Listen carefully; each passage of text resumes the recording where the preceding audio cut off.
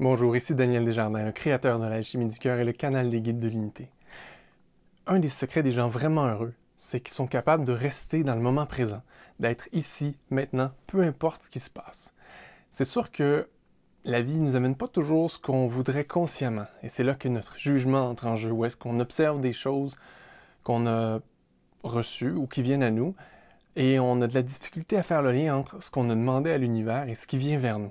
Parce que, on se le cachera pas, souvent on reçoit des choses dans notre vie, on vit des événements, on rencontre des gens, et on comprend vraiment pas ce qui se passe. On comprend pas pourquoi ça nous arrive, on comprend pas en quoi ça a un lien avec ce qu'on a demandé et comment ça peut nous amener à évoluer encore plus si c'est quelque chose qu'on a demandé. Et tout ça, c'est évidemment parce que c'est dans notre tête qu'on se limite. On se limite parce qu'on connaît. Et si on comprend pas mentalement, ben là, tout d'un coup, on n'est plus très présent, énergétiquement parlant. On n'est plus très présent. On a peut-être plus de facilité à tomber dans la lune, à moins apprécier ce qui se passe avec nous ou les gens autour de nous.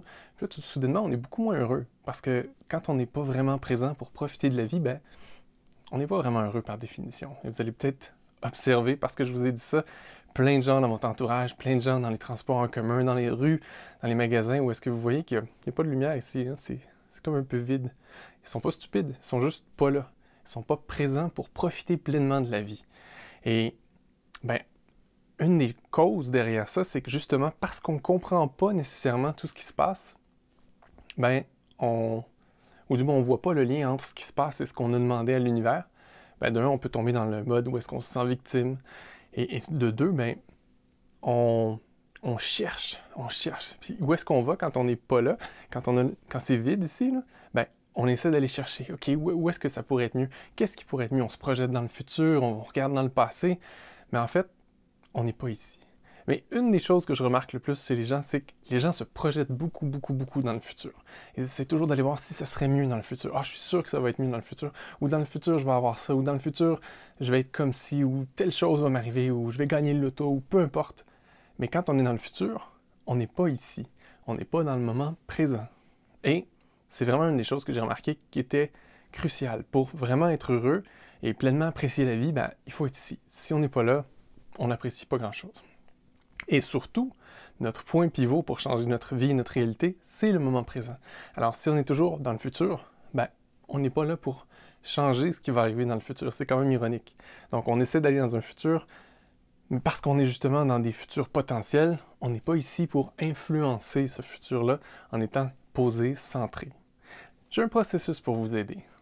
Parce que j'ai vu que les gens se projetaient tellement dans le futur. Ben, avec ce processus-là, ça peut vous aider à rester dans le présent, même si le présent n'est pas exactement ce que vous aimeriez. Alors, le processus, c'est celui-ci. J'appelle toutes les parties de mon être qui ont absolument besoin de connaître le futur.